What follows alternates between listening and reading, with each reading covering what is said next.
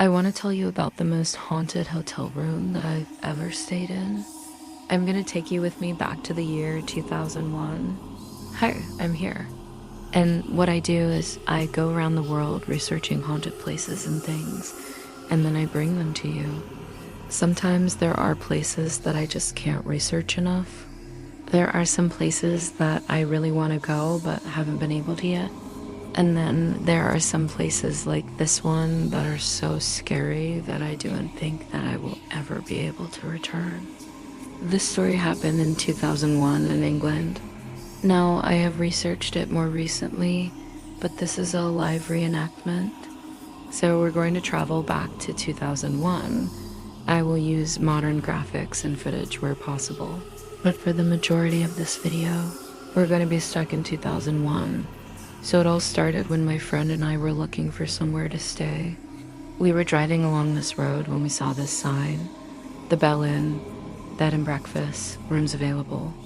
We went in and booked ourselves into the only room that they had. When we got the key to our room, the landlady told us to watch our step because the carpets were really old and worn, and in parts you could see the floorboards underneath coming loose. She also warned us not to go into the attic or the basement. But knowing that we were young and probably wouldn't listen anyway, she gave us a map showing us where the stairs to both the attic and the basement were. When we went to our room, we found that it was at the end of a very long corridor. As we walked down this corridor, I felt a cold spot on my skin. It was as though an ice-cold hand had brushed against my arm.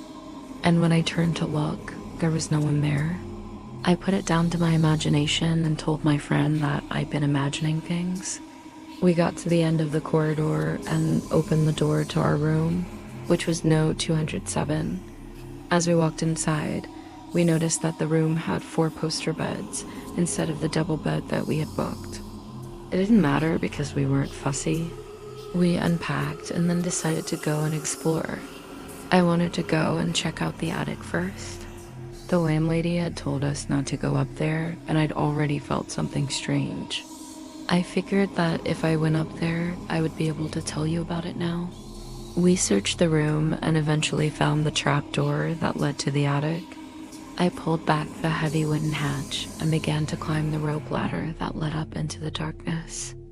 I called down to my friend to say that I was going to light a candle and then he could come up. I reached the top of the ladder and ran the candle's flame across the dim oil lamp until it began to glow.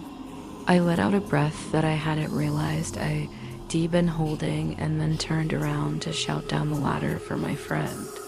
At that moment, something crashed behind me and I fell backwards onto the ladder. I dropped the oil lamp and screamed as it smashed on the wooden boards and sent oil and glass shards flying everywhere. I scrambled away from the broken pieces while shouting for help. Then suddenly, I heard my friend's voice calling my name from downstairs. I climbed back down the ladder and went to find him. He was standing in the room looking concerned.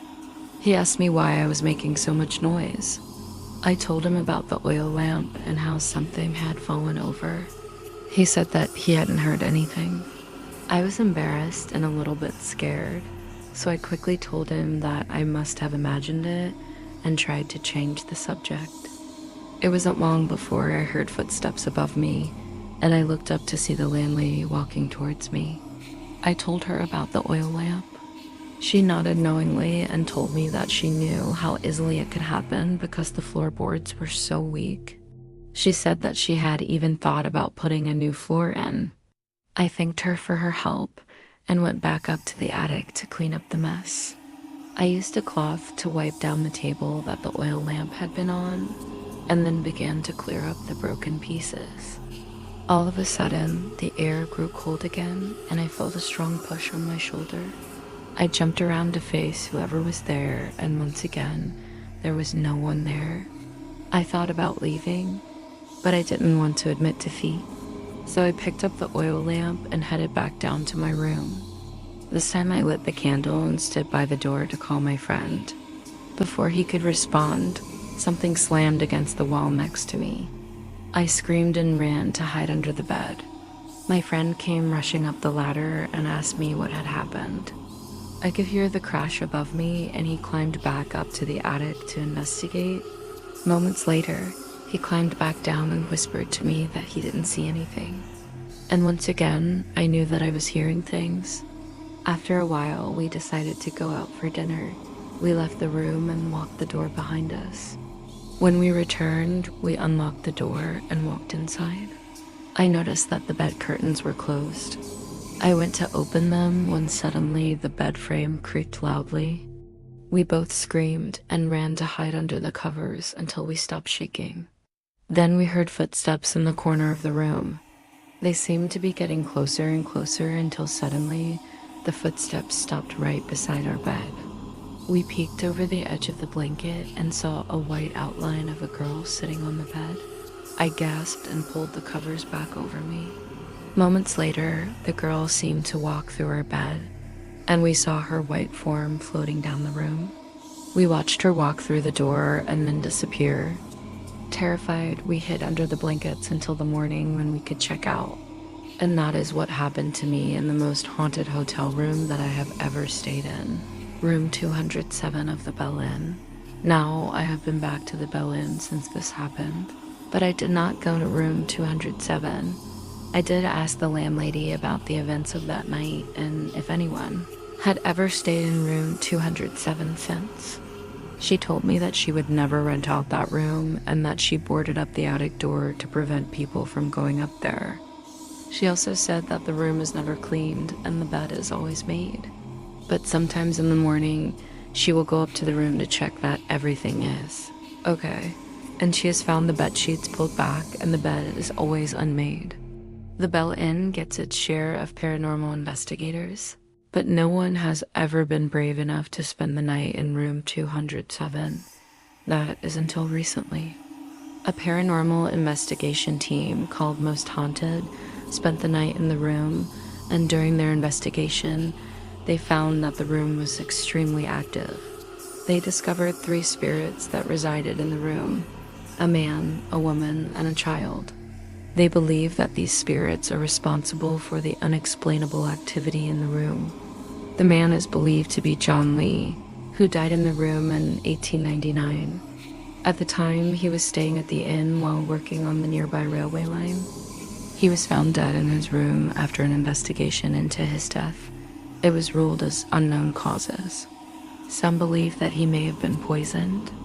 The woman is believed to be Mary Higgins, who died in childbirth in the room in 1863.